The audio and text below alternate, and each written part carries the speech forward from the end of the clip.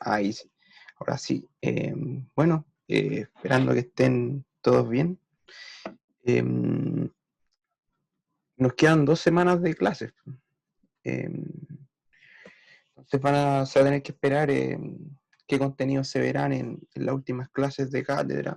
¿Ya? Hoy día en la auxiliar vamos a ver medios magnéticos, ¿ya? Medios materiales magnéticos. em, y también vector magnetización. Y un poquitito de la ley de Faraday-Lenz. ¿Ya? En un principio íbamos a hacer solo la auxiliar de medios magnéticos y vector magnetización, pero decidimos agregar un ejercicio adicional para poder, para que tengan un primer ejercicio de esta materia, que es bastante relevante, la de Faraday-Lenz. ¿Ya? Y eso, a ver, vamos a compartir el enunciado. Ya, ahí, ya, me avisan si es que no ven bien. Se debería estar viendo bien, ¿cierto? Sí. Se ve, ¿cierto? Sí. Ya. Entonces, acá como les decíamos, tenemos la auxiliar número 12, ¿ya? Que está compuesta por los auxiliares de métodos de medios magnéticos, perdón. Y, ya ahí sí, de medios magnéticos, magnetización y la ley de Faraday-Lenz. Acá tienen, como siempre les mencionamos, los objetivos de la clase, lo que uno debería aprender con posterioridad a ver el video, a tener la clase, a resolver los ejercicios, ver la pauta también. Entonces uno debería tener todo esto, ya tener este aprendizaje. Pequeño resumen, como sabemos, estamos viendo ahora medios materiales. Entonces, hemos visto campos magnéticos en, en el vacío anteriormente, ¿no? ¿Ya? Muy sub-cero, ¿ya? Ahora entonces tenemos que incorporar los medios materiales a nuestro análisis, ¿ya? ¿Y cómo cambia esto? ¿Ya? ¿Cómo cambia el hecho de que tengamos que incorporar los medios materiales? ¿Ya? Esto cambia en que la materia, ¿ya? Se compone por átomos, ¿ya? Y estos a su vez tienen electrones en movimiento, ¿ya? Entonces uno habla de corrientes atómicas, puede hablar de corrientes a un nivel atómico, ¿ya? En donde ya estos pequeños circuitos que uno puede asimilar al átomo pueden ser representados de bastante buena manera a través de un dipolo magnético, lo que hemos estado viendo con anterioridad en el curso, que es un dipolo magnético, una pequeña espira con corriente en una determinada dirección, y por ende genera un campo magnético. Recordemos que origina los campos magnéticos son las corrientes.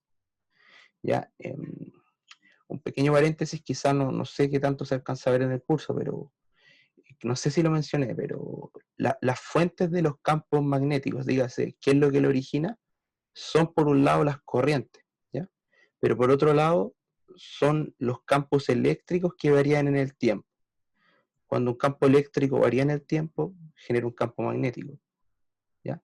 Entonces, en estricto rigor, no vamos a alcanzar quizá a ver tanto de la otra materia, de campos eléctricos que varían en el tiempo y campos magnéticos que varían en el tiempo, ¿ya? Pero las causas, lo que origina un campo magnético, son las corrientes electrostáticas y a su vez los campos eléctricos que varían en el tiempo, ¿ya?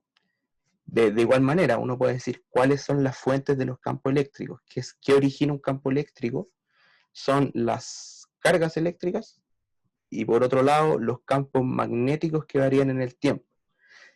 Entonces, por eso uno habla del acoplamiento entre campo eléctrico y campo magnético y habla del electromagnetismo, en vez de hablar de electricidad y magnetismo, ¿ya? Pero no sé qué tanto alcancemos a ver eso. Ya, sin duda en cursos posteriores, quienes se vayan a ingeniería eléctrica tendrán electromagnetismo aplicado, quienes se vayan a física tendrán electrodinámica y verán estos contenidos. ¿Ya? Ya, entonces volviendo a nuestra materia, lo que estamos analizando son medios materiales, ¿ya? Entonces nosotros asimilamos estas corrientes atómicas por movimiento de los electrones a un dipolo magnético, ¿ya? Entonces, aquí viene un problema, a ver, Ya, si la materia está compuesta por dipolos magnéticos, estos a su vez generan campos magnéticos, porque un dipolo magnético genera un campo magnético. Por ende, el hecho de que la materia esté compuesta por campos magnéticos hace que estos dipolos generen campos magnéticos. Ya. Y aquí lo relevante es que en estado natural, ¿ya? Un medio material tiene orientados sus dipolos magnéticos, o sus momentos dipolares, como quieran llamarle, de manera aleatoria. ¿Ya? Entonces, y ese hecho de que los dipolos magnéticos estén en un estado natural, orientado de manera aleatoria, hace que este campo magnético que generen los dipolos magnéticos de un material sea cero, ¿ya? Pero en estado natural. Entonces ahí después viene el problema de qué pasa si uno tiene un cuerpo ya con estos dipolos orientados de forma aleatoria, que no contribuyen a un campo magnético, pero si viene un campo magnético externo, lo que pasa, digas un campo magnético externo, puede ser un alambre con corriente, un imán, es un imán algo que genera un campo magnético. De hecho, uno a veces genera un electroimán, pero eso no voy a profundizar mucho en ese tema. ¿Ya? Que es como generar un imán con corriente, así como, ¿ya? Ya, pues, entonces, si uno tiene algo que genera un campo magnético, porque eso es algo que pasa bastante en electro, de hecho está en el problema 4, de que a ti te dan un campo magnético. ¿Quién origina ese campo magnético? No tengo idea, pero vale cierto valor y apunta en cierta dirección. Pero ese no tengo idea, en el fondo quiere decir que por abajo de la mesa, por así decirlo, hay un imán, un electroimán, un alambre con corriente, vaya a saber. ¿Ya? Ya. Entonces, volviendo acá, ya, cuando nosotros tenemos un campo magnético externo, lo que le pasa al material es que la orientación de los dipolos se orienta a favor de este campo magnético, paralelo a este campo magnético. Entonces, si uno tiene un campo magnético externo, esta nueva orientación de los dipolos magnéticos producto de las corrientes a nivel atómico genera una nueva contribución del campo magnético, como parecido a lo que pasaba con los dieléctricos, ¿ya? Pero obviamente la fundamentación es diferente. ¿Ya? Entonces, por el hecho de que existe un campo magnético externo, los dipolos magnéticos del material se orientan de determinada manera que contribuyen a ese campo magnético original. Entonces, de nuevo, lo que pasaba con los dieléctricos es que tenemos que encontrar un nuevo mecanismo para poder calcular campos magnéticos, ¿ya? Porque esta nueva contribución de los dipolos magnéticos, ¿cómo la encuentro? ¿Ya? Entonces, así como en el caso de los dieléctricos uno tenía el vector desplazamiento, ahora uno tiene el vector de campo H, ¿ya? Pero una pequeña salvedad que voy a hacer es que em, los vectores de desplazamiento de campo eléctrico eran vectores auxiliares que servían para calcular campo eléctrico, sin mayores interpretaciones físicas. Pero el vector H tiene bastante aplicación a nivel real, ¿ya? Entonces, para que no se queden con eso, después se profundizará en cursos posteriores, cuando se vea ondas, cosas así. De hecho, si uno mira las ecuaciones de resolución de ondas, quizás estoy yendo muy allá, pero si uno plantea las 4 ecuaciones de Maxwell, que no sé si la vamos a alcanzar a ver, que después ustedes la pueden ver quizás en internet si quieren profundizar. Si uno quiere resolver las verdaderas ecuaciones de Maxwell, nada que, oye, que el campo magnético no varía en el tiempo, sino que resolver las ecuaciones de Maxwell así como están nomás, con variaciones de todos los tipos, en el tiempo, en el espacio, etc. La solución natural de las ecuaciones de Maxwell son las ondas electromagnéticas. Y en la onda electromagnética uno tiene eh, una... Si uno mira las ecuaciones, las relaciones entre el campo eléctrico y H.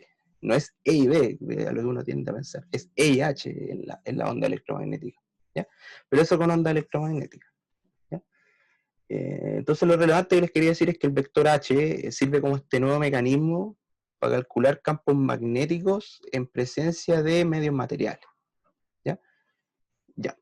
Entonces acá tenemos la ley de Ampere en su versión integral.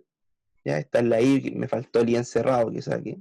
¿sí? Y encerrado por esta integral de camino, la versión diferencial, ¿ya? Lo que les mencionábamos recién de que los campos magnéticos no varían en el tiempo, o sea, si uno estuviera resolviendo las ecuaciones de Maxwell con variaciones temporales, acá aparecería un concepto que se llama la corriente de desplazamiento, que aquí no está, ¿ya? ¿Por qué? Porque no hay variación en el tiempo, ¿ya? Si el medio es homogéneo, lineal y isotrópico, que es lo que siempre pasa en electro acá, en plan común, se tiene esta equivalencia.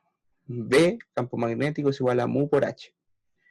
Eh, quizás también confundir, quizás se pueden confundir de repente en que antes uno tenía que era D igual a epsilon por E, pero ahora es B igual a mu por H, no al revés, ¿ya? Entonces, antes era D igual a E por epsilon, pero ahora es B igual a mu por H. Entonces, el vector accesorio, por así decirlo, el vector accesorio entre comillas H, es el que tiene acompañado la permeabilidad, no el campo en sí, ¿ya? Entonces, para que tengan cuidado en ese sentido. De nuevo, aquí hay constantes típicas, te pueden dar esta permeabilidad escondida en una permeabilidad relativa, que es lo que suele suceder en este caso, este valor. O bien una susceptibilidad magnética. Entonces aquí tienen la ecuación. Esto quizás pasó en una tarea que existió confusión en los campos eléctricos porque se daban permitividades relativas y permitividades, y susceptibilidad eléctrica. Son ecuaciones nomás que uno después aplica para obtener el vector que uno de verdad le interesa, el vector, la magnitud que a uno de verdad le interesa, que es mu. ¿Qué más tenemos? Las condiciones de borde de campos magnéticos. Las condiciones de borde de campos magnéticos son estas que aparecen acá, donde, si se acuerdan, también lo vimos como en una auxiliar pasada, la de dieléctrico me parece también. Si uno tiene una interfaz de cambio de medio, así, no sé, pues aquí tiene la interfaz y acá hay aire y acá hay agua, por decir algo. Y acá está la interfaz. Y uno tiene el campo magnético que incide, ya, por el aire, digamos. Uno divide el campo magnético en una componente tangencial a la interfaz de cambio medio, es decir, que apunte así, y una componente que apunte normal a la interfaz de cambio medio. Y aquí de nuevo son diferentes, pues, o sea, la interfaz de cambio medio con relación a estos vectores que tuvimos que descomponer satisfacen estas nuevas condiciones de borde. Ahora, las componentes normales a la interfaz de cambio de medio son las iguales, mientras que las componentes tangenciales y del vector H, ni siquiera el vector B, del vector H, es igual a la densidad de carga, esta que aparece acá, libre, ¿ya? La densidad superficial de carga libre, ¿ya? Por eso es la letra K. Ya, eso. Ya, ¿qué más tenemos respecto a estos medios materiales? Pasa un hecho bastante curioso con los materiales magnéticos, en particular con los medios materiales magnéticos ferrosos, fierro, ¿ya? Y uno dice, ferroso no sirve para nada. No, porque todo lo que son las máquinas eléctricas, motores, ¿ya? Porque hay motores de diferente tipo. Generalmente los motores que uno habla son los motores que reciben como entrada energía eléctrica, dígase que se enchufan valga la redundancia, a un enchufe, ¿cachai? Depende del tipo de empalme que uno tenga, ¿ya? Y te generan movimientos, o sea, puede ser una bomba de agua, etcétera, etcétera, etcétera, ¿cachai? Entonces, esos están compuestos con materiales de fierro por dentro, constructivamente. ¿Por qué señalo esto? Porque algo bastante curioso que pasa aquí es que, ya que decíamos esto, yo tengo un material, tengo un campo magnético externo. Si yo eh, tengo un campo magnético externo, reoriento estos dipolos magnéticos de las corrientes internas del material, de las corrientes atómicas, y eso genera un nuevo campo magnético. El tema está que si yo saco este campo magnético que generó esta orientación, lo curioso, y bastante curioso, es que estos materiales ferrosos quedan orientados. O sea, ¿cachai? Como tenía el material con los dipolos orientados para cualquier lado, aleatorio. Viene un campo magnético externo, reorienta estos dipolos, saca el campo magnético externo y estos quedan orientados. Entonces esto quedó generando un campo magnético. ¿Ya? Es un tipo de material específico que se llama material ferroso. Ya, pues, entonces, uno a veces puede hablar de la magnetización de un elemento. ¿Qué es la magnetización? La magnetización es la densidad de dipolos magnéticos. O sea, si supongamos que tengo un material ferroso con una determinada magnetización, por ejemplo, puede ser este problema. O sea, este problema es bastante curioso porque uno dice, como anticipándonos a lo que vamos a hacer, tenemos un cilindro infinito con una magnetización dada por esta ecuación, es decir, una densidad de dipolos magnéticos dadas por esta expresión y esta orientación. Calcule el campo magnético. Y uno queda como que falta información, o sea, no me estáis diciendo nada, como que uno dice lo que uno tiende a pensar, o sea, me estáis dando un cilindro infinito, me estáis diciendo que la magnetización vale tanto, y me estáis preguntando el campo magnético, ¿cómo lo hago? ¿No? Como que me falta información. Pero no es así, ¿ya? ¿Por qué? Porque esta magnetización, eh, digamos, representa, digamos, de alguna manera, todos los campos magnéticos que genera esta orientación de los dipolos. ¿Ya? ¿Y por qué decía esto de que hay materiales ferrosos que uno saca la excitatriz y el material sigue orientado?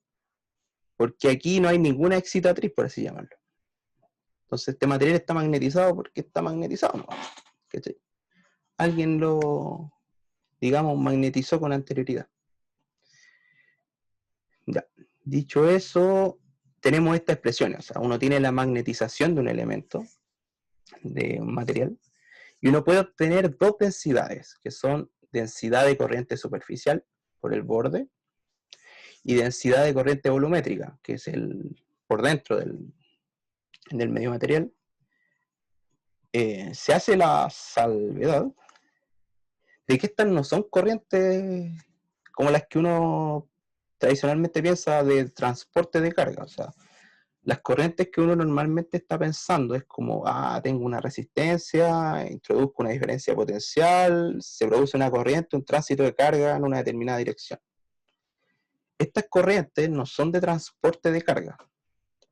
Estas corrientes son ¿cómo se llama?, de circulación, ya que están dentro del material determinado, generando un determinado tránsito de estos dipolos magnéticos, ya que se están así. ¿Ya?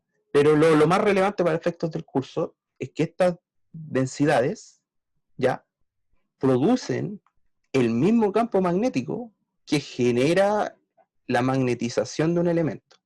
¿Ya? O sea, en otras palabras, yo tengo un cuerpo ahí con una determinada magnetización.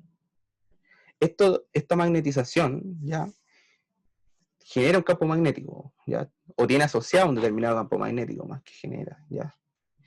Ya, pero ¿qué pasa?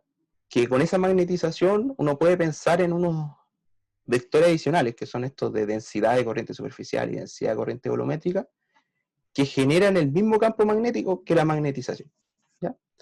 Entonces, para eso nos sirven estos vectores de densidad de corriente superficial y volumétrica, ya que uno tiene una magnetización, eso tiene asociado un campo magnético, pero esta misma magnetización, uno tiene estos vectores de densidad de corriente superficial y volumétrica, que generan el mismo campo magnético que la magnetización. Entonces, volvemos a lo que nos gusta de la ley de Ampère y el asunto.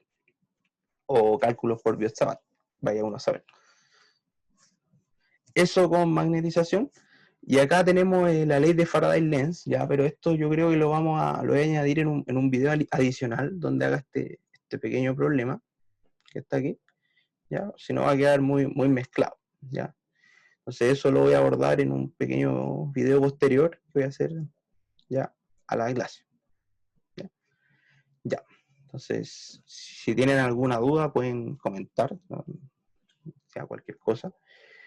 Entonces ahora vamos con lo que son los problemas. Dicho todo lo anterior. Problema, un alambre conductor de n vueltas, ¿ya? el problema 1, se ha enrollado sobre un toroide de permeabilidad mu. Y aquí, ya, la permeabilidad del toroide. El radio medio del toroide es R. Y ahí empiezan los problemas. El radio medio. Entonces, generalmente uno en estos problemas entonces se suelen asociar a circuitos magnéticos. Porque quizá aquí no lo estoy diciendo del todo, pero esto es un material ferroso también. Y esto con mayor razón. ¿Ya? ¿Qué pasa aquí? Material ferroso operando en su zona de operación lineal, por así decirlo. ¿Ya? Yo no sé si lo han visto en clase, pero en su zona de operación lineal, de hecho aquí lo dice, ahí está, de manera lineal. Está en su zona de operación lineal porque estos materiales ferrosos se pueden saturar. Que no sé si lo van a ver de todo en clase, pero supongamos que están en su manera lineal. ¿Qué quiere decir que están en su manera lineal? Que se cumple eso que está ahí. B igual mu por H. Si se preguntan qué pasa si se satura, hay un problema súper parecido a este que está en el libro de Rodrigo Chi, que está en la materia de materiales magnéticos. Y creo que el enunciado dice como un material de hierro o fierro dulce, algo por ahí. ¿Ya? Y ahí se está saturado. Entonces, si se preguntan qué pasa si estuviera saturado el medio material en vez de en su zona lineal, está ese problema. No me acuerdo el número exacto del problema, pero ahí los materiales lo van a pillar. ¿Ya? Entonces, hablaba yo del radio medio. ¿Qué es el radio medio? Es el radio, valga la redundancia, asociado a la mitad de este elemento, de este material. ¿Ya? Es decir, la mitad ahí. ¿Ya? Como que no aporta mucho, ¿ya? Pero aporta, sí, aquí vamos a ver por qué. ¿Ya? Entonces, ¿qué me dicen? El radio medio es R y posee un entrehierro ya de longitud L. ¿Ya? Un entrehierro quiere decir que un sacado, o sea, tenía una rosquilla, por así decirlo, y te falta un trocillo. ¿Cachai? Entonces, es un sacado, por así decirlo. ¿Ya? Encuentra el campo magnético dentro del toroide. Entonces estamos medios materiales, como que no hay mucho que hacer que la ley de Ampère. Eso es lo primero que uno piensa. Entonces, aquí está el enunciado, pero se recuerden esto, voy a ir a resolverlo ahora a la pizarra. Ya. Entonces, como les digo, cualquier duda pueden preguntar, no hay problema. Ya, está el problema. Ya, pizarrita. Primeras cosas que decir, un toroide es como una rosquilla, ¿ya? Pero más que una rosquilla, lo podemos ver de una manera mucho más práctica, ¿ya? Ustedes vieron en clase un solenoide. ¿Qué es un solenoide? Solenoide es un material magnético, ¿ya? Digamos así, generalmente ferroso puede ser también, que tiene muchos alambres con corriente bordeándolo, ¿ya? Es como haciendo como espirales hacia alrededor, o sea, tú tienes un material, un tubito, y alrededor tú tienes muchos alambres con corriente, ¿ya? En el solenoide, por regla de la mano derecha, como las corrientes van en teta-tongo, por regla de la mano derecha, campo magnético en z-tongo. Espero que nadie tenga problemas con que en un solenoide los campos magnéticos apuntan hacia arriba. ¿Ya? Por construcción, si digámoslo de alguna manera sencilla, yo tomo el solenoide, que es material, un cilindro, ya con corriente así su borde, yo tomo y de alguna manera junto los dos extremos, formando esta especie de rosquilla, por construcción, si el otro apunta en z-tongo, este apunta así en teta-tongo, ¿ya? Porque si yo enderezara esta rosquilla, esto sería un solenoide y apuntaría en z. En cambio, si yo lo tiendo a juntar, esto apunta en teta-tongo, ¿ya? Lo pueden ver también por la regla de la mano derecha, donde aquí tienen el número de vueltas con una determinada corriente, y por la regla de la mano derecha siempre va el campo magnético siguiendo esta dirección. Así. ¿Ya? ¿Por qué eso es relevante? eso es muy relevante porque, como nosotros sabemos, ¿qué es lo primero que hay que hacer para la ley de Ampère? La dirección del campo magnético, ¿ya? Entonces, de hecho, eso es súper relevante. O sea, si ustedes tienen, ¿cómo uno aplica la ley de Ampère? Ya vamos a repasar eso porque después tenemos que ocupar otra ley de Ampère en la P2. La cuestión es así, o sea, uno tiene un problema, ¿ya? Y uno dice, ese campo magnético apunta, no sé, en Z tongo. Ah, buenísimo, apunta en una sola dirección. Buenísimo. No es nada que apunta en diagonal ni cuestiones raras. Apunta en Z tongo. Muy bien, eso me puede servir para la ley de Ampère. En cambio, si yo tengo otro problema que me dicen, ¿sabéis que mirando esa figura, con puro mirarla, yo sé que ese campo magnético apunta en teta tongo? Como es el caso del toroide. Entonces, yo solo mirando el toroide, me di cuenta que el campo magnético apuntaba en teta tongo. Por contrapartida, uno solo mirando el solenoide se da cuenta que el campo magnético apunta en Z tongo. ¿Ya? Entonces aquí uno utiliza la ley de Ampère, que son las que siempre uno utiliza, que son dos casos, ¿no? Que es una espira cuadrada o una espira circular. O sea, cuando el campo magnético apunta en Z tongo, yo ocupo una espira cuadrada. Cuando el campo magnético apunta hat el vector unitario en látex, en teta tongo, ¿ya? Yo ocupo una espira así, circular. ¿Por qué? Esto siempre con una determinada, me pifié ahí. Ya, ahí. Ya. ¿Por qué? Porque la integral de línea esta va a ser R de phi en teta tongo, y este teta tongo va a ser, al hacer el producto punto, va a dar 1. Entonces, cuando los campos magnéticos apuntan en teta, ¿y cuándo apuntan los campos magnéticos en teta? Cuando las corrientes apuntan.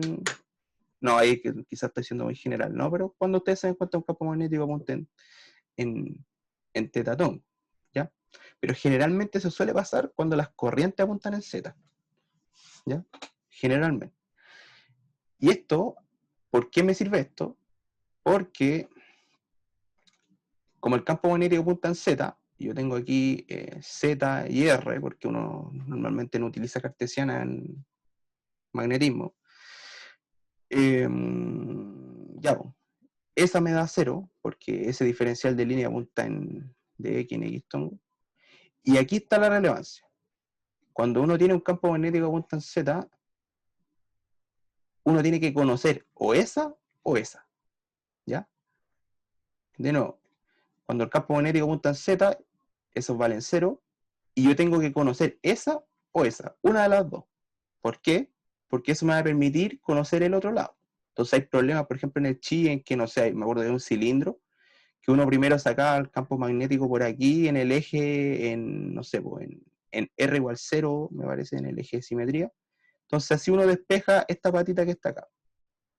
Viceversa, hay problemas en los que esta patita acá vale 0, entonces uno despeja esta patita acá. ¿Ya? Ya. ¿Por qué están señalando esto? Porque en el problema 1, el campo magnético apunta en teta tongo y el problema 2 apunta en z tongo. Entonces, para que no se extrañen que en un caso ocupa una espira circular y en otro caso ocupa una espira rectangular. Espira es un cable conductor cerrado, ya no abierto, con una determinada orientación de la circulación de la corriente. Ya. Dicho esto, para que identifiquen los dos casos que vamos a ver a continuación, vamos a resolver el problema del SIP. ¿Ya? Tenemos el toroide, vamos a ver si tengo, sálvame, ¿cómo se llama esto? Zoom. Sí, aquí tiene algo que se puede asemejar. ¿Ya? Ya, entonces ahí tenemos el radio interior. Dibujemos al tiro nomás el radio ese exterior. Ya, pues dibujemos el radio medio, a ver, ¿qué color puede ser? Rojo. Vamos a ver si la achunto. Me va a costar achuntarle. Hagamos algo mejor. Nos va a costar, ya vamos a dejar esa como el radio medio, ya, ya, y esta acá, ya, como el radio exterior. Entonces el azul es el toroide y el rojo el radio medio. Ya. Entonces, ¿qué quiero calcular yo? El famoso campo magnético. ¿Ya? Me faltó hacerle el sacadillo. Entonces, ya deshacer. Ya. Entonces, no voy a poder hacerle el sacado tan fácil. Ya. Entonces voy a tener que borrar la figura, ¿no? O no. Ya, a ver, vamos a ver si puedo sacar algo medio extraño. Imaginemos que ahí está el sacado, para no perder toda la figura. Ya. Imaginemos que ahí está el sacado. Sí, igual se nota. Ya. Ya. Entonces, como yo les decía, lo primero que uno nota, que dice, perfecto, el campo H, porque estamos en medios materiales, campo H, apunta en teta tongo y tiene una variación en conforme yo me muevo en el radio. Entiéndase este como el origen, este de aquí. Entonces, el campo H, ya, porque estamos en medios materiales, tiene una variación en su magnitud, dependiente del radio, y una orientación en teta tongo. Ya. Ya. ¿Qué más tenemos? Que la corriente encerrada, está dada por un número de vueltas por la corriente. O sea, aquí uno tenía como algo así, no sé, a ver, ¿qué puede ser? Como ahí, no sé, NI, ¿ya? Que eso es lo que genera, digamos, el campo magnético en este caso. Ya. ¿Qué más podemos decir ahora? Bueno, vamos con la ley de Ampère. Entonces uno dice, ya, H de L es igual a I encerrado. El problema es que hay un sacado. ¿Cómo hago el sacado? ¿Ya?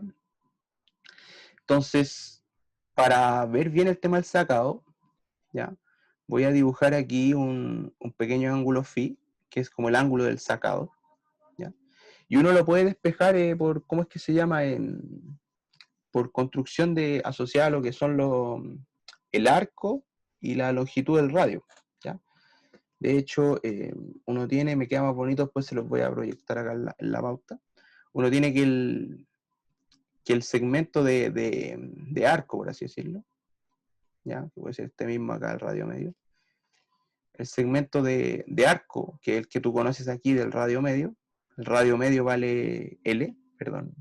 No es que el radio medio valga L, sino que la longitud del sacado evaluada en el radio medio vale L, porque este va a ser distinto ese a ese. Entonces, aquí vale L, ahí. Ya, uno tiene que L, ya, es igual a el radio medio por el ángulo, ¿sí? L, radio medio, el ángulo, ¿ya? Entonces, uno tiene que el ángulo, ¿cuánto vale? L partido en R, ¿ya? Entonces, eso me va a ser de utilidad. Ahora, ¿por qué? Porque ahora sí voy a hacer la ley de Ampère. Ya, ¿cuántos medios hay? Dos. Está el vacío, o el aire, como quieran ustedes ya. En estricto rigor uno debería hablar del aire. Uno tiene el material ferroso y el aire.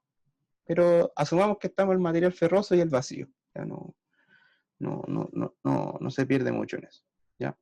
Entonces uno tiene dos campos H, que es el material en el toroide y el material, y el digamos material que hay ahí en el sacado, que en este caso no es un material, sino que es el vacío. Entonces uno habla de que esta integral de línea, ¿ya? Que aparece aquí, va a tener asociada dos vectores H. O sea, tú vas a tener un vector H1, que es el vector H evaluado adentro del toroide, ¿ya? Un vector H1, ¿ya? Que apunta en teta tongo, con un diferencial de línea que es el que hemos visto aquí, que vimos hace un momento, ¿ya? Esto, ¿desde qué ángulo hasta qué ángulo? Desde 0 hasta 2pi menos el ángulo phi, porque ahí tenemos el sacado. Por ejemplo, de aquí hasta ahí, puede ser, ¿ya?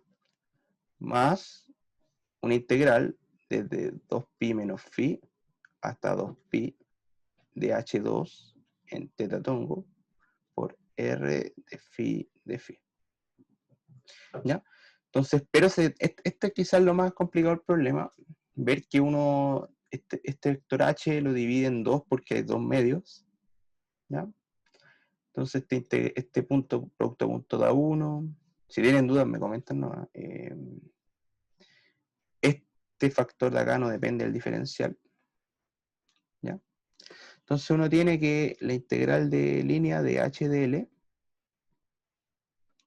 es igual a h1 por r por 2pi menos phi, que es el ángulo del sacado, más h2r por el ángulo del sacado, ¿ya? Entonces aquí tenemos la integral de línea, vale eso, y esto es igual a ver, ¿a cuánto era? A n por i, ¿ya? Ya, entonces, pero se puede entender esta ecuación, que la voy a llamar ecuación 1. Ya, entonces, espero se entienda esa ecuación, y lo que me falta, tenemos el típico problema de que, oye, una ecuación, llámese ecuación 1, dos incógnitas. El campo H dentro del, ¿cómo se llama?, del material ferroso, y el campo H en el entrehierro, en el sacado que tiene esta rosquilla o este toroide. Entonces, esta carencia de una ecuación nos hace, aquí tenemos el enunciado, la pauta, de hecho aquí está mucho más bonito, ¿eh? Era lo que estábamos viendo, este es como en el radio medio específicamente. Y ya, lo que estábamos viendo recién, ya. Entonces eso fue lo que obtuve yo recién en la pizarra. Despejé el ángulo phi con lo que obtuve anteriormente, que valía L partido en el radio medio. L es como este arquito que está aquí. Ese que está ahí, ese. Ya, obtengo eso, me falta una ecuación. ¿Ya? Y ahí uno se acuerda, bueno, pues, tengo dos medios. Pues. Tengo el material ferroso aquí y tengo el vacío ahí. Hagamos condiciones de borde. Y ahí uno dice, ¿cómo son las condiciones de borde? O sea, dicho de otra manera, ¿cómo llega el campo magnético o el campo H, cualquiera de las dos que se requiera, a la interfaz aquí? Y uno dice, el campo H llega perpendicular a la interfaz de cambio medio, ¿ya? Por lo que decíamos anteriormente, el campo H apunta en teta tongo, ¿ya? Entonces, como apunta en teta tongo,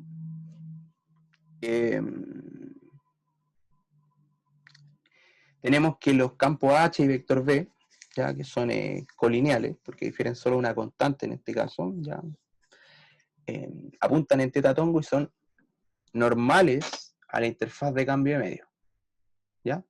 Entonces tenemos que la condición es esta, es decir, el campo magnético en el material ferroso y el campo magnético en el vacío son iguales. No el campo H, el vector V. El campo H va a ser distinto porque hay constantes de permeabilidad diferentes, ¿ya? Para que pasar dividiendo, vaya eso. Ya usamos esa condición de borde. Ya, pues entonces obtuvimos esta ecuación de la ley de Ampère.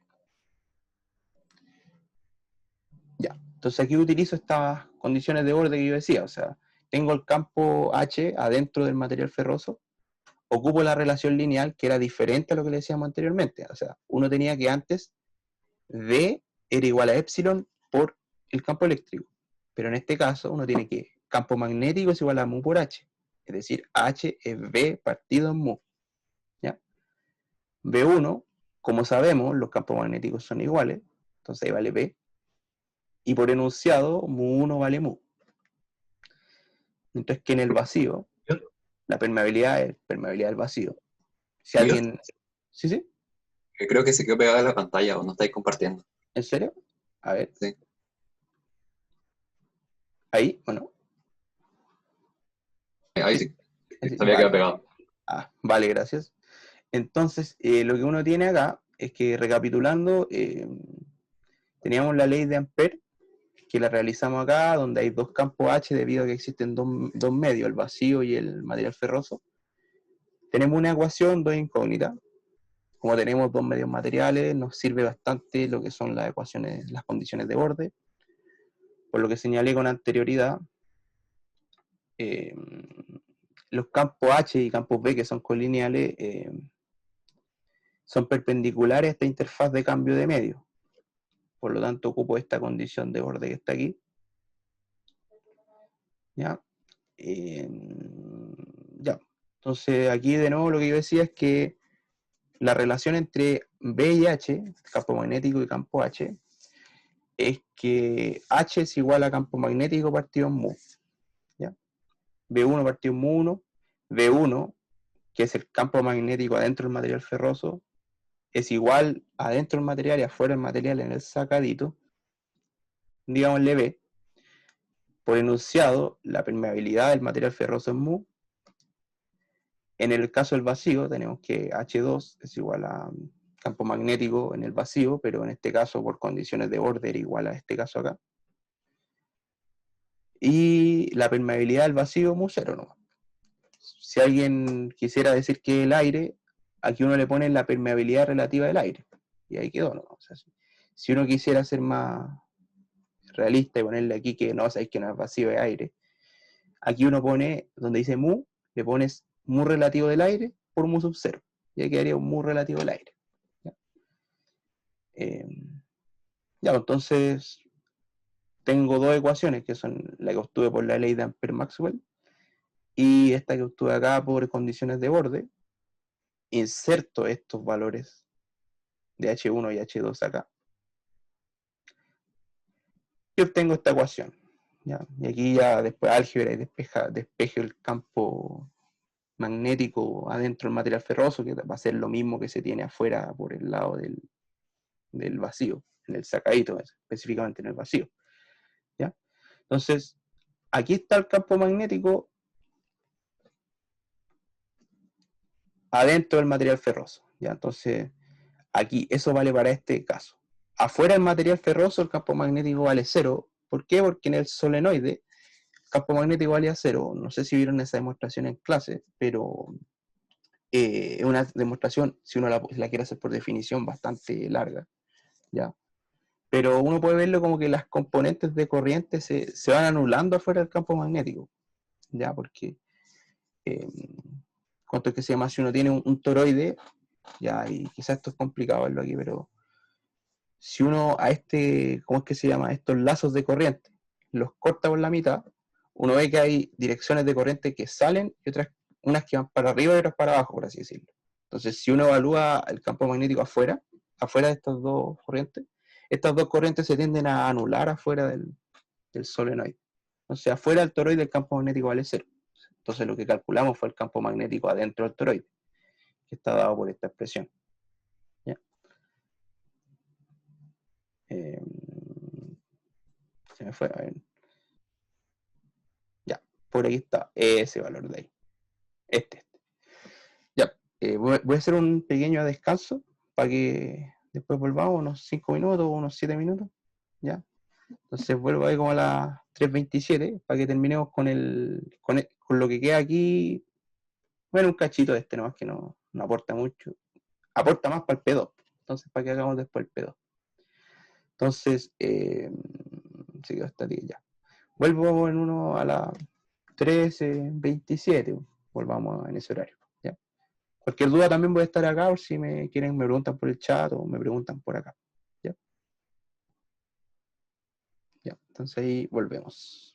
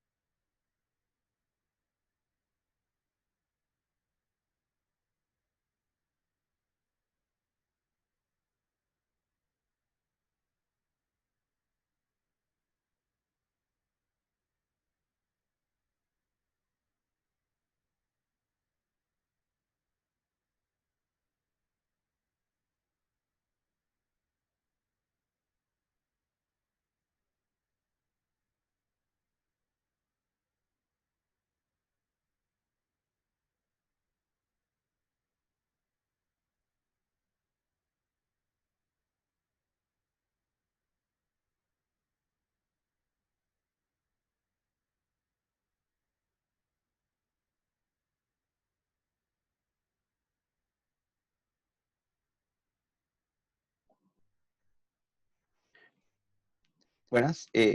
Volviendo acá. em, ya, pues, entonces, como dijimos en el problema reciente, calculamos el campo magnético adentro del toroide, que tiene una determinada expresión dependiente del radio, ¿ya? Que aquí se ve, ¿ya? El radio medido obviamente desde aquí, desde el origen de coordenadas. Em, ¿Qué decir ahora?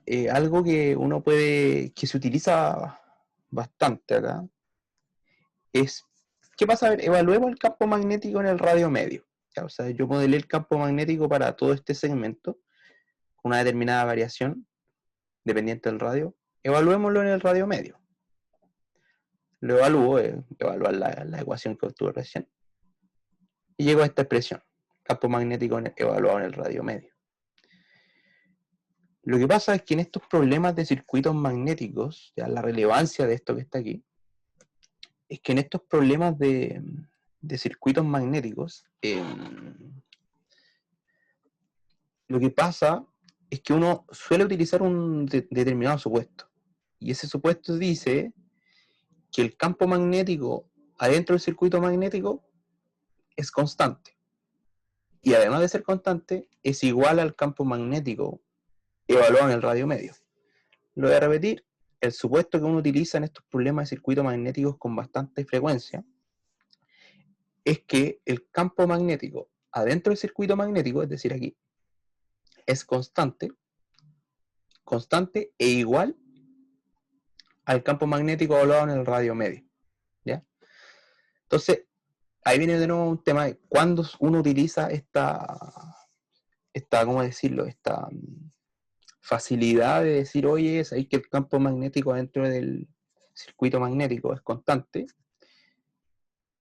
Uno la suele utilizar cuando te dicen acá un radio medio. O sea, esto de los radios medios va muy de la mano con el tema de que uno asuma de que el campo magnético es constante dentro del material e igual al que se obtiene evaluado en el radio medio aquí, ¿ya? Entonces uno dice que el campo magnético aquí adentro es constante e igual a la expresión que aquí se obtuvo con anterioridad. ¿Cuándo no se ocupa este supuesto? Este supuesto no se utiliza cuando uno hace cálculos de coeficientes de autoinducción, ¿ya? Ya, pero eso generalmente ustedes después lo van a estar como preguntando, ¿se puede hacer este supuesto o no? ¿Ya? ¿Por qué hacemos este supuesto? Porque este supuesto lo van a usar bastante después si toman un ramo que se llama conversión de la energía, que es de la carrera de ingeniería civil eléctrica, que es del llamado plan común, que es decir que todo lo eléctrico, independiente de la especialidad que uno quiera, tienes que tomarlo. Si quieres inteligencia computacional, tienes que tomarlo igual. Y también lo que pasa bastante es que hay bastante gente de civil mecánica que está más orientada al lado de los motores, de ese estilo, y toma electivo en eléctrica, y los electivos clásicos que suelen hacer ellos, el de circuito eléctrico y eso te hable conversión de la energía. Ya. Igual es un ramo bravo ese, conversión de la energía. No es un ramo que uno diga, vamos a pasarlo tranquilamente, por así decirlo. Ya, un ramo bien bravo, por así decirlo. Ya, en ese ramo uno utiliza esta convención de los circuitos magnéticos, y el campo magnético es lo que se tiene el medio, ya del radio medio. ¿Qué ganamos con eso? Lo siguiente, o sea, yo en vez de darme toda esta vuelta que me di recién, tampoco una gran vuelta, de andar haciendo la ley de Ampère, ¿ya? Porque aquí yo hice la ley de Ampère, ¿cachai? Y obtuve esta ecuación, ¿ya? ¿Cachai? Entonces quizás una lata darse la vuelta por, qué sé yo, que es despejar el ángulo, qué sé yo, ¿ya?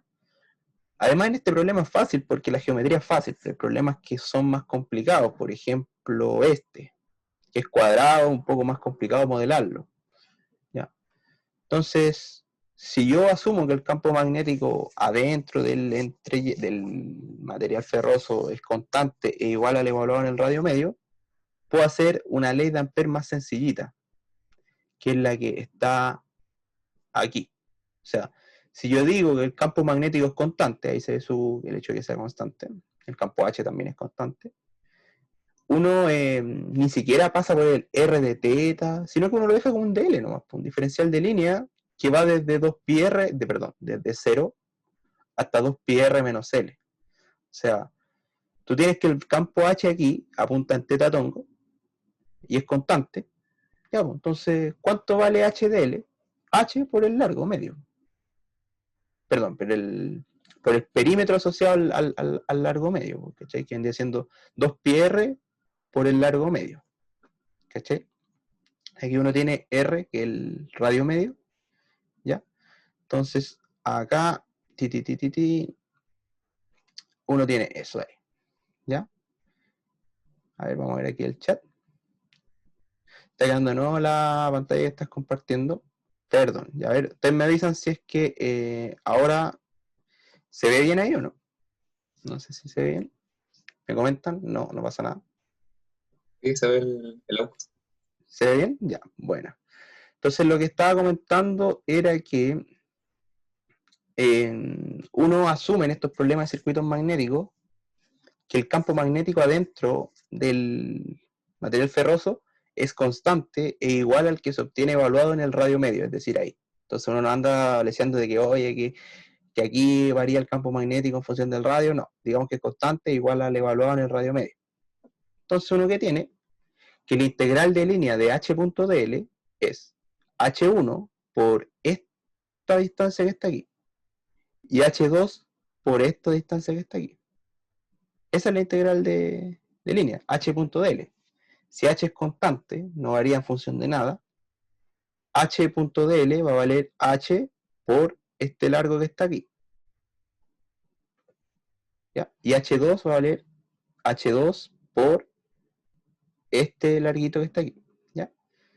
Entonces, aquí está expresado eso, o sea, con el hecho de asumir que el campo magnético es constante, uno puede utilizar lo que viene siendo esta expresión más simplificada aún de la ley de Ampère, que en este caso nos ahorramos un par de líneas, pero en otros problemas como el que se va a hacer a continuación es bastante, simplifica bastante los cálculos. De hecho, también como comentario, o sea, estos problemas, este problema que está aquí podría ser perfectamente un problema de control también en el otro ramo, ¿cómo se llama? Electromagnetismo aplicado, ¿ya? Y es bastante fácil, ¿eh?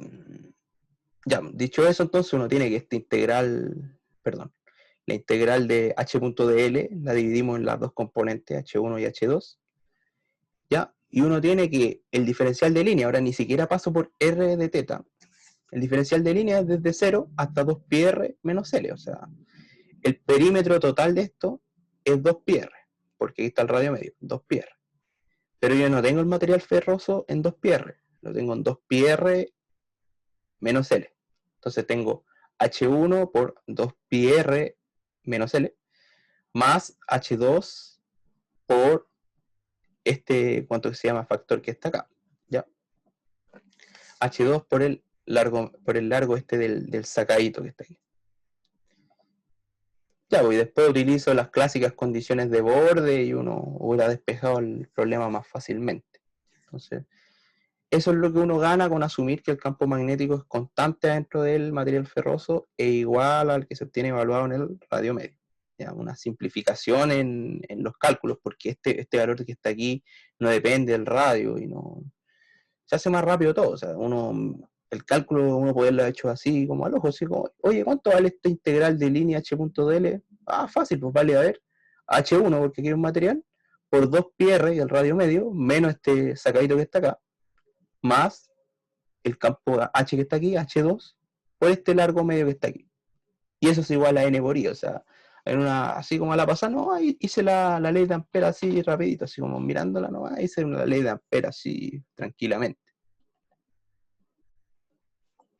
Entonces, aquí tenemos, pasando ahora al P2, una complicación un poco mayor, ni siquiera complicación, sino que ahora ya no tenemos un toroide, tenemos un material ferroso de sección cuadrada. Si uno quiere puede utilizar aquí coordenadas cartesianas, no hay para qué. Entonces aquí en el fondo uno tiene como una foto como de perfil, ¿ya? Donde tenemos acá la excitación, acá, NI, ¿ya? Un determinado número de vueltas, 400 vueltas. Una determinada corriente que es de 30 amperes. Pero ahora el núcleo, en vez de ser un toroide, es cuadrado, ¿ya? O de secciones rectangulares, ¿ya? De nuevo tenemos el clásico sacado de aquí, el sacado que está ahí. Entonces, yo puedo extrapolar, a ver, quizás no va a ser tan rápido esto porque quise hacer un énfasis previo. A ver, si yo tengo ¿cómo se llama esta? Un material cúbico, imaginemos acá, a ver, tengo algo cúbico, puede ser aquí, no tengo nada a la mano cúbico. Puede ser nada, a ver, esto, ya. No es tan cúbico, pero ya imaginemos que esto fuera cúbico. Ya, y yo tengo las n vueltas por i, aquí. Por la regla de la mano derecha, el campo magnético apunta para arriba, ¿cierto? Entonces, uno va a tener que el campo magnético apunta hacia arriba. Y acá, ¿para dónde apunta el campo magnético? Para allá también, apunta para la derecha. O sea, uno va a tener en estos problemas de circuitos magnéticos con secciones rectangulares, uno tiene que el campo magnético apunta en la misma dirección de los diferenciales de línea. Un producto de punto completo. O sea, aquí el campo magnético apunta para arriba, aquí apunta para allá, porque si no el flujo magnético no se entrelazaría para acá por todo el circuito magnético. Entonces, acá ofrece una continuidad esto, ¿ya? Entonces, ¿por qué? No sé si no lo es. Ya, bueno, sí. Ya, lo que pasa es que es que los circuitos magnéticos aquí lo estamos resolviendo a la ley de Ampere, así, a secas. Pero si quieren, pueden ver videos en YouTube, cosas así. Esto también uno puede resolver los circuitos magnéticos a través de reluctancia, flujo magnético y fuerza electromotriz. ¿Qué gano con eso? Que si a uno le gustan los circuitos, o la vida es más rápida, ¿ya? ¿Por qué puede pasar? Porque después uno pasa el tiempo y se están olvidando un poco las ecuaciones de Maxwell, entonces te acordás más de los circuitos, entonces hazlo a los circuitos.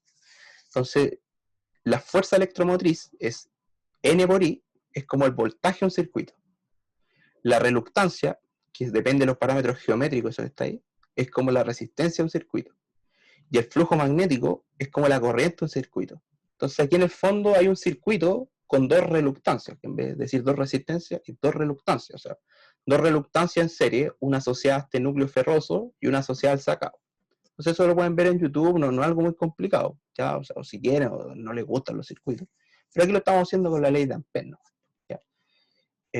¿Y por qué digo esto? Porque como el flujo magnético de un circuito magnético es como, por algo se llama circuito magnético y otro se llama circuito eléctrico. El flujo magnético de un circuito magnético es como la corriente de un circuito eléctrico. Entonces, si esto fuera un circuito eléctrico, la corriente se va así. Ahora, como estamos en un circuito magnético, el flujo es el que se va así. Entonces, si el flujo se va así, el campo magnético también va en esa dirección. ¿Y esto por qué lo menciono? Para destacar este hecho de que el campo magnético, si yo estoy en este trozo de aquí, apunta hacia arriba. Si yo estoy en esta sección de acá, el campo magnético apunta hacia allá. Si estoy acá, el campo magnético apunta hacia acá. Y si estoy ahí, el campo magnético apunta hacia allá. O sea, B punto de L es siempre un producto punto completo. Ya, entonces, a ver si entendió eso, entonces uno extrapola lo que hicimos en el ejercicio anterior. Hagamos el supuesto de que el campo magnético adentro ¿cómo se llama este? Del núcleo ferroso es constante e igual a evaluarlo en su radio medio, el que está acá. No sé si lo mencioné, pero uno hace este supuesto porque las variaciones en la práctica son bastante pequeñas al moverse en torno al radio, entonces uno lo asume constante. Ya, entonces, extrapolando lo que hicimos antes, o sea, yo en este problema que está aquí arriba dije, hagamos h.dl. h.dl es h1 del material 1 por 2pi por el radio medio, ya que el perímetro, menos este sacado que está ahí, que es como el arco asociado a este perímetro, más h2 por l. Ya, pues hagámoslo acá. Me están diciendo por dato que el largo medio es 40 centímetros. Todo esto. Sin incluir el sacado, eso es lo bueno, porque el sacado es de 0,05 centímetros. Hagamos la integral de línea así como a la rapidita, es como a ver, ya vos, aquí hay un campo H1 y acá hay un campo H2. H1 por el largo medio, aquí no es 2πRL porque no es circular, entonces H1 por el largo medio más H2 por este larguito medio 2 que llamémoslo G. G es a la distancia del sacado. ¿Ya? Entonces así uno hace la integral de la ley de Ampère rapidito. Es como, es H1 por el largo medio 1 más H2 por este longitud del sacado. Es igual a N por I vueltas.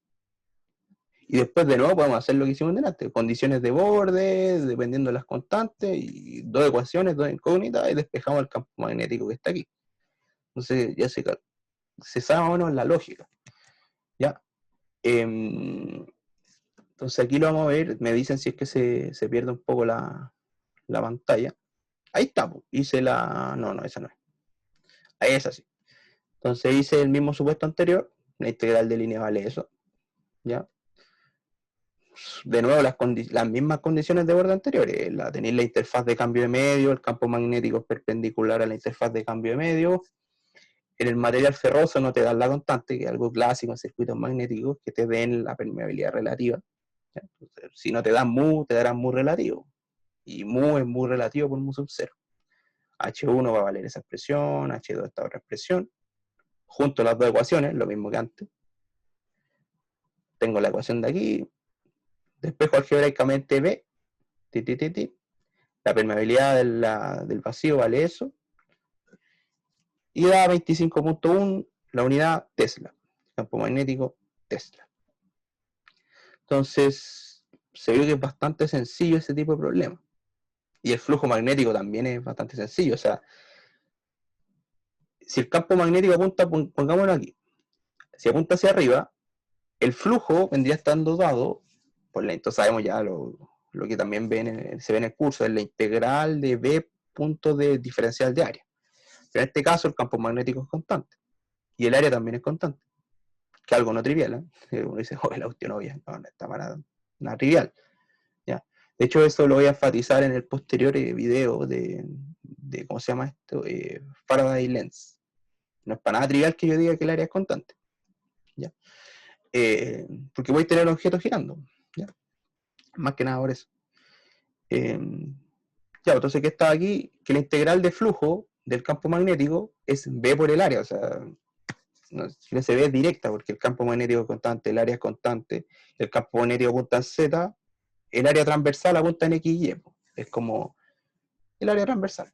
Entonces, si el campo magnético apunta en Z, el área transversal es como el área que hay en X y Y del, ¿cómo se llama? Del material ferroso.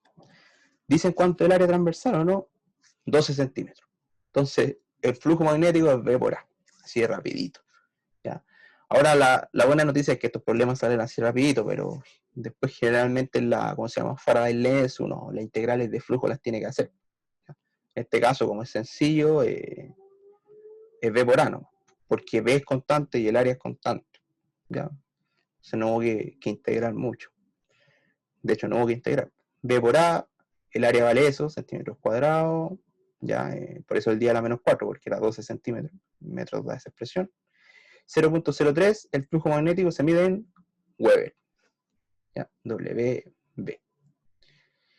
Bastante sencillo el problema de circuitos magnéticos, estos de aquí. Estos problemas los voy a enfatizar en otro video que les decía, el 3 y el 4. Este no es de Faraday Lens, este es de magnetización. Y el otro sí es de Faraday Lens. ¿Ya? ¿Qué más decir respecto a estos problemas? Variaciones. ¿Qué variaciones hay de esto? Como les dije, en el problema de Rodrigo Chi hay un problema en que el núcleo ferroso está saturado. ¿Ya? Entonces tienen que ver cómo varía. El hecho de que el núcleo ferroso esté saturado afecta a ver a esta condición que está aquí. Entonces, el núcleo magnético está saturado, esta condición es la que se ve afectada. ¿Ya? ¿Qué más? Ya. Algo que quizá aquí está implícito en la simpleza del problema que está aquí, es que yo les di el largo medio. Ya, a ver, voy a ir a la pizarra. Voy a ir a la pizarra. Me dicen si no se ve después la pizarra. A ver, espero se vea la pizarra. Si no se ve, me dicen. Perfecto, necesito un color. Ya. A ver, yo tengo el flujo magnético. Ya, ahí tengo una. Perfecto. Ya, entonces Mira, lo hubiera hecho en la pizarra si salía súper directo. Entonces, en el problema que hice ahí, el P2, uno tenía aquí una N por I. Entonces yo lo que decía es que el campo magnético siempre está apuntando en estas direcciones, ¿ya? Porque el flujo magnético apunta en esa dirección, y es como la corriente en un circuito eléctrico. El flujo magnético es el equivalente en circuitos magnéticos. Ya, lo que yo quería enfatizar es que en el problema que yo acabo de hacer de circuitos magnéticos, yo les di el largo medio. Vamos a hacer el sacado con otro color, de nuevo la misma que hice ahí. Supongamos que ese es con el sacado. Ahí, vamos que es el sacado. Yo les di el largo medio. El largo medio lo voy a dibujar en azul. ¿Cuánto vale el largo medio? El largo medio, ¿cuánto vale esto? Mira. A ver, ahí. Y eso es algo bastante típico, que pasan ciertos problemas, que la complejidad está más que nada en la parametrización de los largos medios. La ley de Ampere-Maxwell va a seguir siendo la misma. Lo que te pueden dar un poco escondido es el largo medio. Yo en el problema que acabo de hacer, el largo medio te dije vale una determinada cantidad, pero puede que no te lo den. Entonces aquí viene un error bastante típico. Ya. El largo medio es eso que está dibujado en azul. ¿Ya? O sea, que una variante de estos problemas es la que te puede pasar lo siguiente. Que a ti te pueden decir, ¿sabéis qué? Esto vale... Te pueden decir, a ver, esto vale, pues digamos algo, a ver, 8 centímetros, por decir algo. ¿Y esto de acá cuánto vale? Este cachito de aquí vale 2 centímetros. ¿Ya? Por construcción también, este también va a valer 2 centímetros. Esta rayita azul que está aquí, esa, ¿cuánto vale? Va a valer 10 centímetros. Porque va a valer 8 más 1 centímetro más 1 centímetro. Por lo tanto, esa vale 9 centímetros. ¿Ya? Entonces, hay problemas en los que uno tiene que parametrizar el largo medio en función de los datos que aquí le den. Pues aquí te pueden decir, no sé, ¿qué más te pueden decir? Esto vale, a ver, 10 centímetros. Donde esto también vale 2 centímetros. ¿Cuánto vale? A ver, dibujémoslo. Este trocito que está aquí. Ese va a valer 10 centímetros más 1 y 1, 12 centímetros. Porque va a salir 10 centímetros hasta ahí, más 1 centímetro que está ahí. ¿Ya? Entonces, así uno va parametrizando los largos medios. Entonces, generalmente después uno puede hablar de un largo medio, que es el equivalente, como un largo medio 1, más un largo medio 2, más un largo medio 3, más un largo medio 4. Donde en el largo medio 4 va a haber que sacarle este segmento que está aquí, el asociado al sacado. ¿Ya? Entonces el largo medio 4 en este caso va a ser lo mismo que el otro, que era 8, ¿cuánto dijimos? 8, 9, 10 centímetros. ¿Ya? 10 centímetros. Y ahora porque el largo medio 1, ¿cuánto valía? El largo medio 1 vale 8 más 1 hacia arriba y 1 hacia abajo, 10 centímetros. Y el largo medio 2, que es el horizontal que está ahí, el horizontal, ese que está ahí, vale 10 centímetros más 1 en cada esquina, que es 12 centímetros. El largo medio 3, ¿cuánto vale? Que el que está aquí abajito, lo mismo que el que está arriba, 12 centímetros. Y el largo medio 4 vale lo mismo que el que está aquí a la izquierda ese, que es 10 centímetros, menos el sacado, que es como el G de la letra I, como un sacado. Entonces, uno los suma y se tiene lo mismo que antes, el mismo problema, ¿no? ¿Ya? Entonces, de repente hay esos problemas de parametrizar el largo medio en función de la geometría que a uno le den del circuito magnético. ¿Ya? ¿Ya? No sé si quedan con alguna duda, cualquier comentario pueden mencionarlo. ¿Todo bien o no? ¿Sí?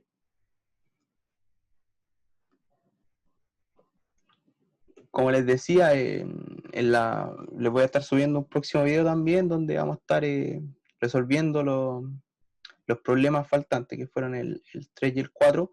Preferimos así porque la ley de, ¿cómo se llama esto? De Faraday-Lenz requiere un poco más de desarrollo, no es como, coloquémoslo aquí entre medio nomás y listo, no, requiere un poco más de análisis.